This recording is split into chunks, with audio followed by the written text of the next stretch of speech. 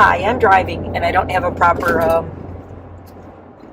thing in my car to hold my phone. So this is what you get. It's bumpy. It's all over the place. I'm sorry. But I'd rather be safe driving it there in one piece. Anyway, hi, welcome back to my channel. If you don't know me, my name's Mare. If you're new, welcome. This is going to be a different kind of a vlog, ongoing vlog and experience. I'm not quite sure how to start or where to start this. I'm just going to start.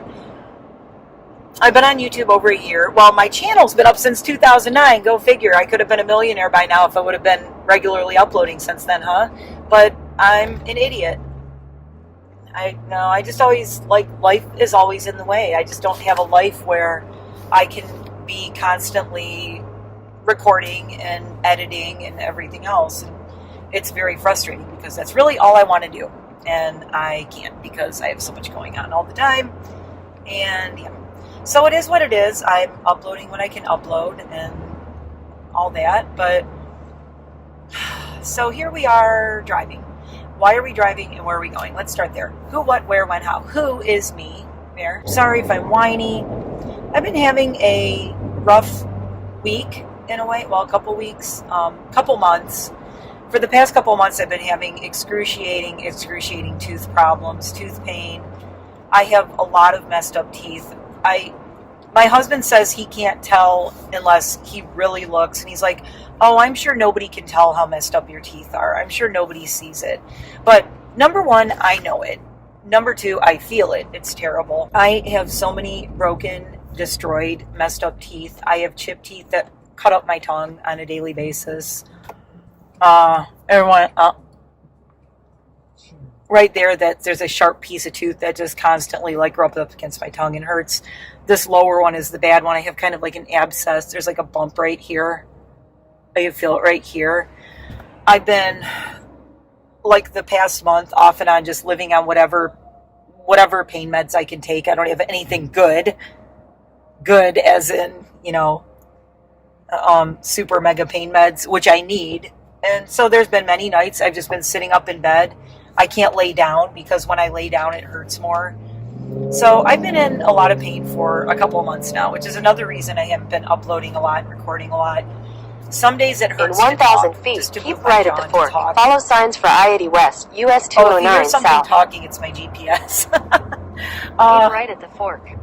So I finally, here's the story going back. So that's the who is me. The what is my tooth problems that have been ongoing for a long time now. I'm not going to worry about the light or this being perfect or anything because I really just need to focus on driving, but I want to record this for posterity because this has been a long time coming for me to get my teeth fixed. And it has to do with a lot of trauma and a lot of pain and a lot of emotional baggage. And I don't like the word baggage because it sounds like a bad word, and it's not really baggage. Years ago, I lost my brother to cancer, and he's my oldest brother. My dad was always working, so Walt, who is my oldest brother, Walt Jr., so he was named after my dad, he pretty much raised me, and I thought he was my dad. Probably from the time I was a baby until I was about 4 or 5 years old, I really didn't understand that guy wasn't my dad because my dad was always working because he had 5 kids to feed. So there was one day when I think I was 3 or 4 years old and I told my mom, I said, Mom, there's a stranger in the backyard. Who's that man in the backyard? My dad would come home from work and he was building a boat out in the garage. And my mom would get frustrated because, I can't blame my dad. He was working his ass off to support all of us. And, trying to support the family. And the one, thing he had to, kind of chill out when he wanted to chill out was going out and working on his boat. So I can't fault him that. I mean, I know what it's like. You need to have some kind of outlet. But at the same time, I think there wasn't, a balance maybe because my mom had to tell my dad, look, your daughter looked out the kitchen window and said, there's a stranger in the backyard. Who's that man? And she said, that's your dad. And I'm like, what now? I didn't get it. So that was a red flag that my dad needed to spend more time with me. I mean, now that I'm older, I mean, I never really had issues with my dad. He's a great guy, and I love him to death. And right now, he's all I have left. I mean, I have my brothers and the rest of my family. My mom passed away in February. My dad is 91, and I am definitely Daddy's daughter. He loves me unconditionally, no matter what, and we're so much alike. I look so much like him. It's creepy. It's just really weird. We lost my brother to cancer before we lost my mom, and it just devastated the family because my brother was the oldest. He was the one we all looked up to. He fought cancer for 5 years, so it was a rough 5 years. And he had a pretty good, few years, but 4 months before he passed away, I remember he had called me. I was at work, and he called me and said, well, they found 11 lesions in my brain. And I was just pulling up to work when I was grooming at PetSmart. And I was like, oh my God, why did I have to talk to him now? I went in and I just bawled my eyes out in the employee room. And I had to work all day. It sucked. And the thing was, my brother was so calm about it. And he was so, at peace about it. I was like, how can you not be, freaking out about this? And what we didn't know was he mentioned he had lesions on his brain. I think he was trying to ease us into it. What we didn't know until after he passed and his wife told us was when they did his PET scan that October. His body just completely lit up. I mean, he had cancer through his whole body at that point. He had chondrosarcoma, if you want to look it up. It's like a bone and blood-borne cancer, and chemo doesn't work on it. It has the smallest percentage ever, your luck of chemo working. So long story short, I was a stress ball about my brother. I had gained a ton of weight. I was really depressed. I was stressed out. My hair was falling out. I have pictures of back then. My hair was so thin and falling out. It was terrible. And the worst thing was, at night I would have nightmares. It's kind of like a joke about my name of my channel now, but I would have really horrible nightmares. And I would wake up in the morning and go, what is in my mouth? And I go, and it felt like sand in my mouth. And it turns out I was cracking my own teeth from the stress, and I was cracking all my molars and my teeth out from the stress over my brother and worrying about him. And trying when I was awake, I would be like, oh, it's fine, it's fine, it's fine. Like the dog on fire, the meme. Yeah, it's like, that was me. I'm fine, this is fine. But when I would go to sleep at night, my brain would, my conscious mind would shut off, the one that was lying to me and everybody else that I was fine. And my subconscious would take over, and she was a basket case. My subconscious was a complete flaming mess of stress and anxiety and fear and everything bad with losing somebody who's the love of your life. I mean, he was the first love of my life, my brother Walt. He was the first love of a lot of people's lives. He's just really special. He was an angel on the planet. I mean, I know a lot of people say that, and he would admit that he was never a perfect person, but he was like a Buddha. I mean, there was something about him, even when he knew he was. I'll tell a story someday that the priest did his eulogy, and the priest told us things that my brother did, and it wasn't anything he confided that the priest didn't feel like he wasn't okay sharing. My brother talked to him about his own eulogy and said, here's what I want you to talk about, when I pass away. Here's what I want my mass to be like. It was incredible. My brother just had such a lock on the whole passing away thing. And I remember I went to my husband's dad's funeral, and I had a complete breakdown because I knew that the next funeral I'd be going to was my own brother's. And I'm like, how am I going to deal with this? And I called my brother when I got back from my father-in-law's funeral, and I said, how are you so calm?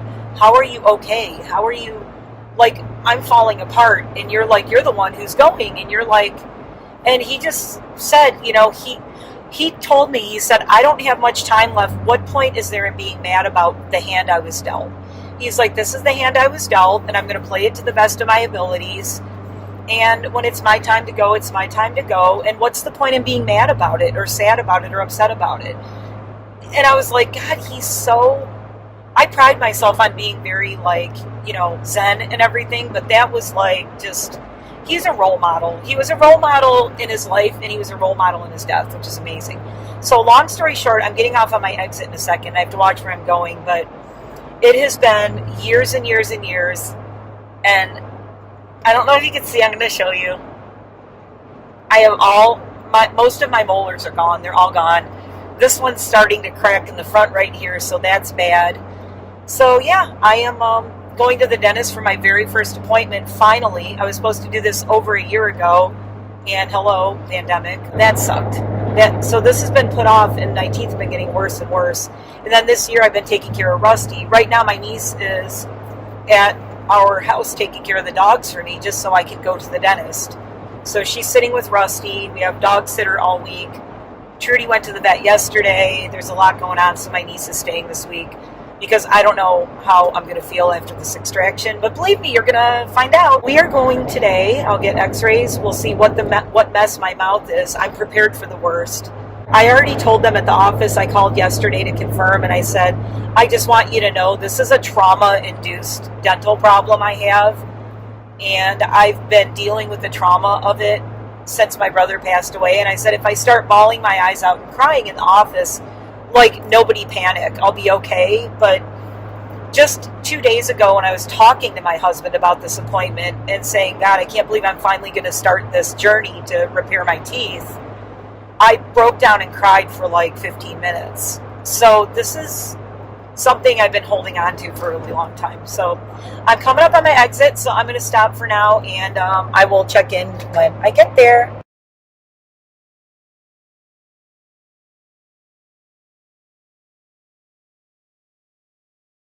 Okay, so I am here. It is a beautiful sunny day. It's gorgeous out. I am parked right in front, which is nice. So yes, I'm here. It was about a 27 minute long drive. Yes, I did drive myself. Yes, I'm going to have to drive myself home with an extraction thing. But, you know, I had to do it when I was in Michigan, and I got 2 teeth pulled out. And it's not pleasant, but, you know, I'm going to take my time. I'll be fine. If I don't feel fine, I can sit in my car for a while. It's all right. My niece is at the house, so I'm not worried about the dogs. I'm going to go get checked in. It is 11:22. My appointment's at 11:30. So here I am, and got my mask, and I'm ready to go in and get this started. I don't know how much I'm going to be able to tape inside because of like HIPAA laws and stuff like that. I don't know how people do that, because I wanted to tape when I got a in February of 2020, I got an MRI done on my right ankle, because I was running then, and I was training for the New York City half marathon, and I was getting an MRI done, and I asked if I could take a picture and film, and they said no because of HIPAA stuff. And I was like, what the hell? It's my MRI, and I'm the only one in the room. The nurse was like outside the room doing the thing. So that was kind of frustrating. I really wanted to film that or get a picture, but so I don't know what their rules are here. You know, they might be okay once I'm in the room and it's just me if I want to talk or whatever. I'm probably not going to film any of the work being done because that's gross, and I just don't want to do that. And I'm hoping I'm kind of knocked out. So yeah, okay, I will check in when I get inside. I'm in the waiting room. I'm getting more and more nervous. I wish my husband or my friend was here holding my hand. I'm in here in the chair. Today we're just going to x-ray this, and we're going to get this fixed up, because this is bad. This has like been hurting for like months, and I have like, I said, like right there, you can see it. I have like a knot there. Right there, there's a broken tooth, and it scrapes the side of my tongue all the time. It's bad. So we're focusing on that because that's the emergency thing. Then they're going to schedule me for a cleaning and x-rays of everything, and then he's going to talk to me through the x-rays, and then we're going to plan the whole, like what we're going to do from there. So this is going to be definitely like multiple, I'm guessing like 5-6 appointments to get this all done. So you can follow the whole journey. Today's just going to be a tough first step, getting this tooth out, and it's cracked. It's going to be a mess to get out. Okay, wish me luck. X-rays are first though. Okay, I already cried once, and I said I kept saying I'm not going to cry, but you know, talking about what happened, like how I cracked my teeth and the nightmares and all that with my brother, it's just, it sucks. And just realizing, like, therapeutically for me, that this is something I need to fix, because it's like I'm holding on to. I said every time I feel a cracked tooth or see my teeth the way they are, it takes me back to when I had those nightmares and I knew my brother was dying. And so yeah, it's time to heal from all this. I've held on to this pain for like way too long, not just the tooth, but losing him. So we're going to get it fixed. I do have fractured teeth and roots exposed, and it's a mess. So it's going to be a journey. Come along. This is interesting. I'm already done today. They did the x-ray and they checked me all out. And the extraction that he has to do is like huge. It's basically like mega root canals, like plural. Oh my God. So on this side, it's a mess. So they don't have time today. It's my Jeep. Time to like do the whole thing. Like right now, the appointment they made for me, which is fine. I mean, this was kind of like ripping off a Band-Aid, like just getting here. I mean, if everybody's like, oh my God, you got to come back the next day. It's not that big of a deal. My niece is staying at the house to help with the dogs, and she's going to be there through at least like Thursday. So it's not a big deal. So yeah, I'm coming back tomorrow morning, 9 a.m. We're going to take this tooth out, and then we're going to go from there. The next appointment they can get me in, though, which really sucks, is January 6th. But if I get this out, at least that's a start. The cool thing is January 6th is 4 days before my birthday. So if I come in for a cleaning and all the x-rays and have a plan, that is like the best birthday present ever. And then I could start the new year like getting my smile back together, which is freaking awesome. They also said that they're going to keep in touch. They said, to keep in touch, and that they could, I might be able to get in, sooner. They said just call. I can call every now and then on days my hubby's home. I'm going to call in the mornings at like 8:30 and say, hey, did anything open up for a cleaning and x-rays? So the odds are I probably will get in before January 6th, but right now I just put that on the books just to have it. And then I'll call occasionally and see, like they're getting me back in at 9 tomorrow morning because they can. So, and she said, literally like within, especially with people getting sick all winter and stuff, the odds are that in December, the rest of this month or December, I can probably get in. But December is going to fly by. It's going to be so busy. And as long as we get this tooth out, this is the one that hurts. It's killing me. I need to deal with this. Everything else is, it is what it is. I've been living with that. So that's the story for today. I will continue this vlog tomorrow, and probably a little bit shorter tomorrow. This was a little bit more about what's going on. But yeah, tomorrow is going to be interesting. That'll be the day we actually take all this mess out. So yeah. But I feel better. I feel good. At least I went in there. And what's kind of cool is like I went in there, I sat down, I talked about what happened. I talked about the mess that this is. Yada, yada, yada. And now I get to go home. So it's almost like that, what is it called? Exposure therapy, where, like I'm terrified to go to dentist and deal with all this, but I was only there for like a few minutes, and now I get to go home. Then I'll go back tomorrow for longer. Then I'll get to go home. Then I'll go back in January, and then I'll get to go home. So it's like I can get back to like getting used to being with the dentist. I had to do that with doctors too. Now I go to doctors all the freaking time for everything. I'm like, hey, another doctor, new doctor. Now I have like 5 doctors for all different things. So anyway, I'm going to head home and try to get some stuff done. I'm going to try to edit some videos and get some things going. I'll see you tomorrow morning for some tooth pulling. It's day 2. It's 8:57. I have to go in. My appointment's at 9, but I am here. I just recorded a short for my YouTube to let people know like I'm doing this. So yeah, it's time to... I have exposed roots on this side. That's how bad this is. Exposed roots. That's why it's been so painful for months now. And yes, I've been dealing with exposed roots for months, and I hide it really well, the pain and everything. But yeah, so I'm going in. Let's get these teeth yanked out. And the next time you see me, I will probably be swollen, drooling, and maybe not able to talk, but it'll make for entertaining videos. So here we go. How do I feel? I slept really well last night, but I've been nauseated all morning and feeling kind of sick to my stomach. I didn't have any coffee because I didn't want to make it worse.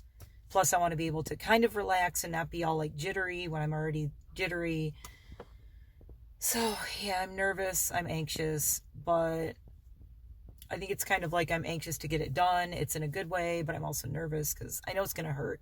It's going into it. It's like getting a tattoo. I know it's going to suck. I know it's going to hurt. But in the end, it's going to be awesome. I'm going to feel so much better, and I'm going to love my teeth when I'm done. My hubby sent me the sweetest text yesterday. Maybe I'll drop a little screenshot in here. He said, I can't wait to see you smile. And I went, because I never do a full smile. This is it. That's it. Yeah. And I do this a lot, and I talk with my mouth really closed like this. This is not how I used to talk. I talk with my mouth very closed. None of you would know this, but I do, because it hides my teeth that are missing, because I'm so self-conscious about it. It's something I've been self-conscious about for like years and years. And it changed the way I talk. It changed my expression. It changed the way I laugh and smile. It sucks, and I'm just sick of it. So here we go. Boy, do I have a story for you. My appointment was at 9. It is 10:38. Look, I'm still talking normally and nothing done.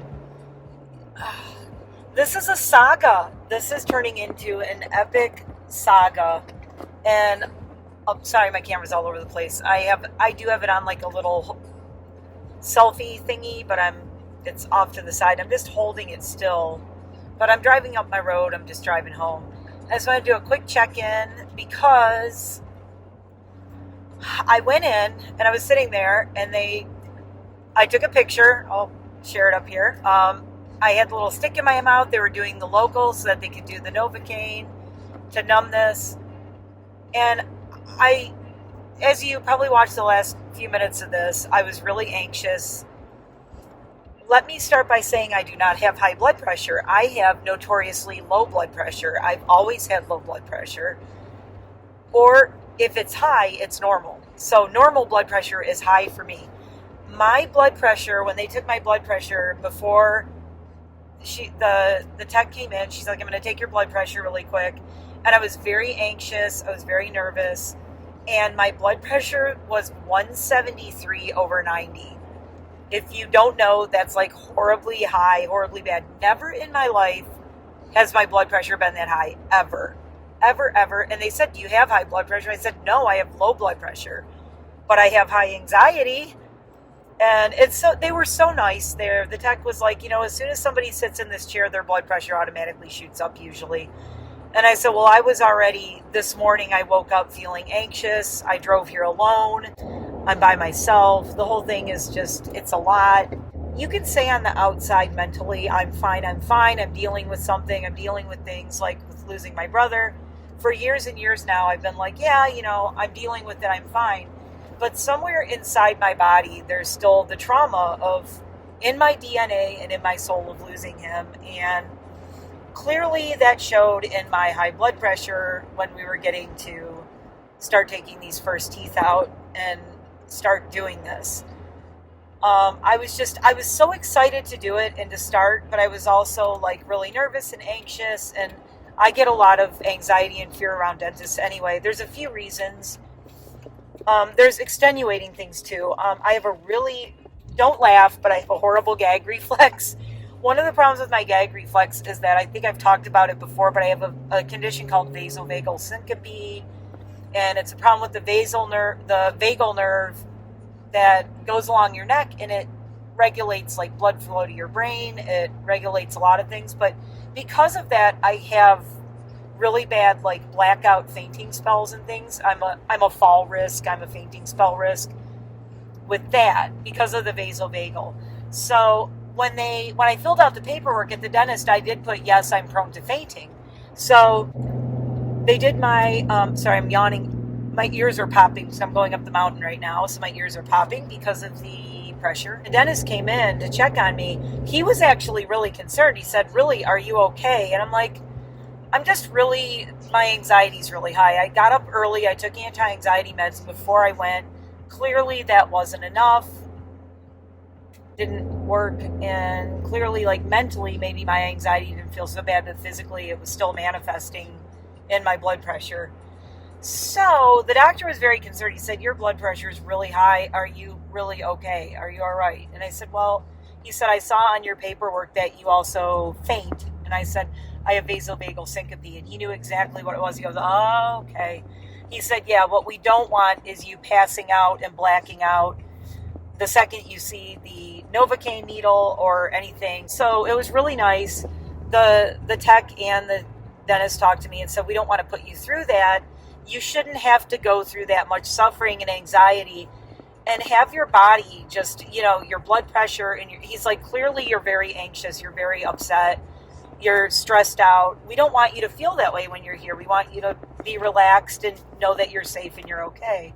So he said, I'm going to refer you to an oral surgeon and they can sedate you. And I said, well, okay, well, how much longer do I have to wait for that? Because I waited for weeks for this appointment. Luckily, believe it or not, it's 10:43 right now. He left the room. He came back. He said they can get you in at 2 o'clock today. And I am actually, y'all, I'm saying y'all, because this needs a y'all. They are going to knock my ass out because my anxiety is so bad and my blood pressure is high because of the anxiety over this.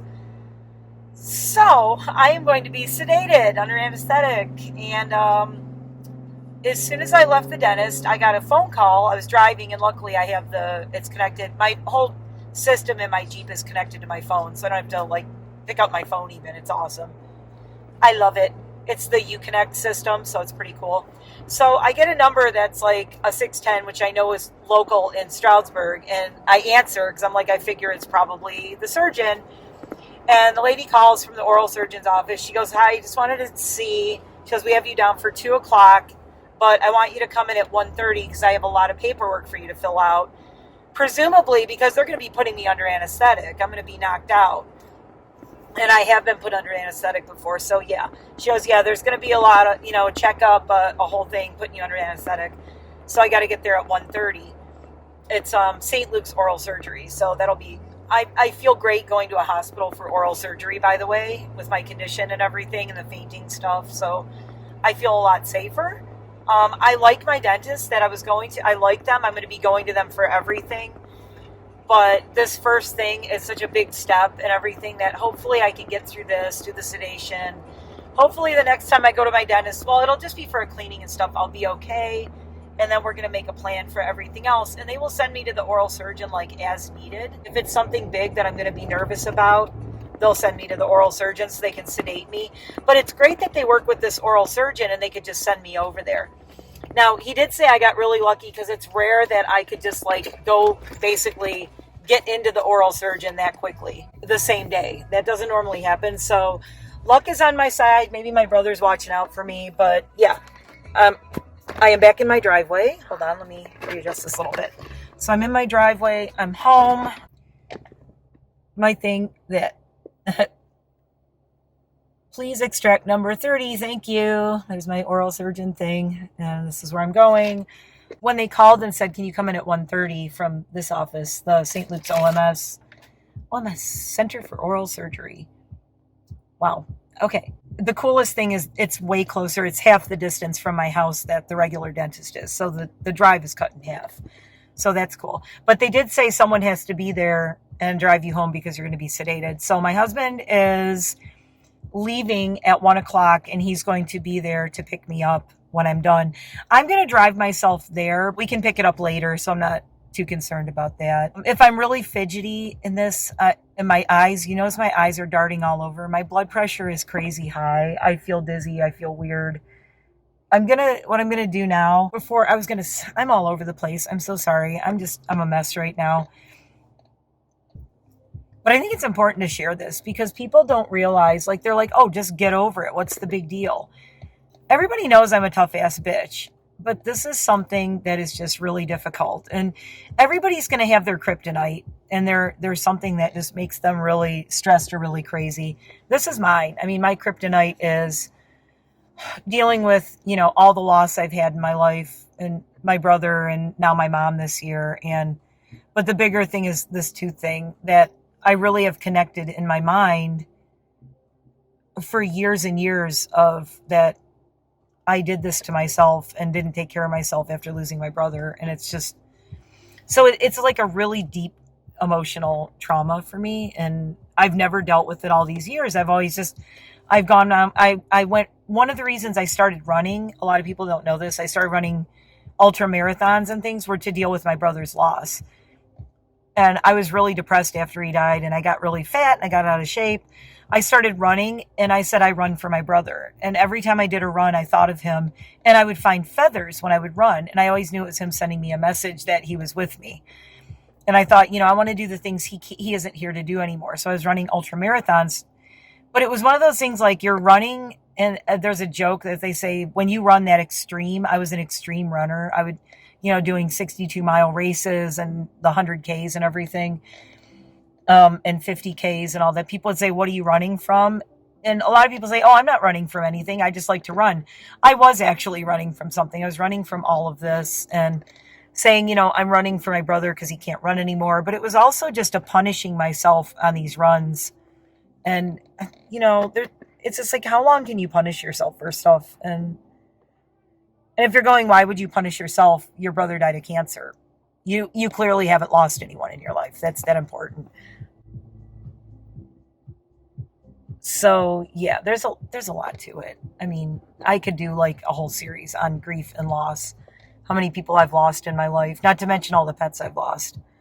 I don't know anyone who's probably lost.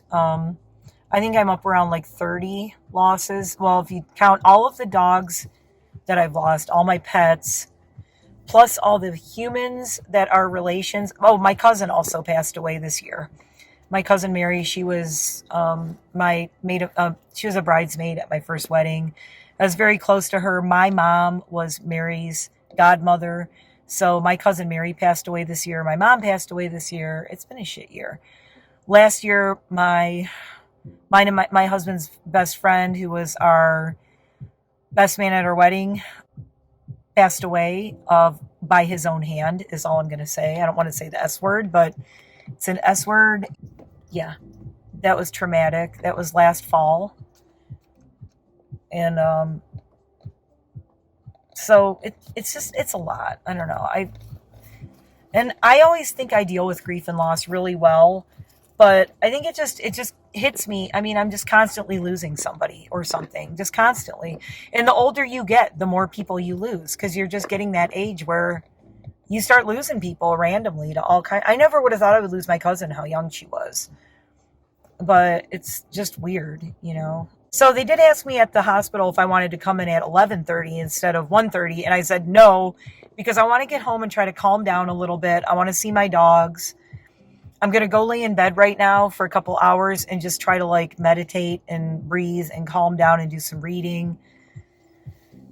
Because I still feel really lightheaded and it's taking a lot out of me to talk right now. So I'm going to go chill. The next time I pop back in is going to be on my way to the hospital. I will do a little check-in with the vlog from the hospital, and we'll go from there, I guess. I won't be able to vlog because I'll be sedated, but as soon as I wake up, I'll be like, I'm out of it, and I'm sedated. So, yeah, you've probably never seen me this manic. I've never done videos when I'm in this bad of a state and this manic, but I have been on antidepressants for anxiety and depression since last November. And they definitely help, but times like this, it's like my eyes are darting all over. I'm very anxious right now.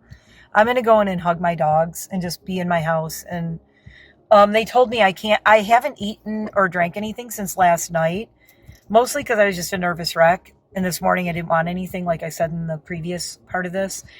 So when they did call, they said, continue not eating or drinking because I'm going to be under anesthetic. So you're not supposed to, from the night before until you get it done, you're not supposed to eat or drink anything. And luckily I haven't. So that will help with the anesthetic, that I have nothing in my system. So but my anxiety helped me out in that way a little bit anyway. So yeah, so I'm going to be knocked out to get this taken care of, which I'm really happy about. I'm still anxious, but I feel good. And my husband will be there when I wake up. So that'll be nice. He'll drive me home and we'll pick up my Jeep later on or tomorrow, whatever, it'll be fine. I'm not worried about my Jeep at all. It's going to, worst case scenario, we pick it up tomorrow morning. So, okay. I'm feeling very darty eyes, very high blood pressure. I'm going to go try to calm down, and I will see you all in the next part of this journey. Oh my God.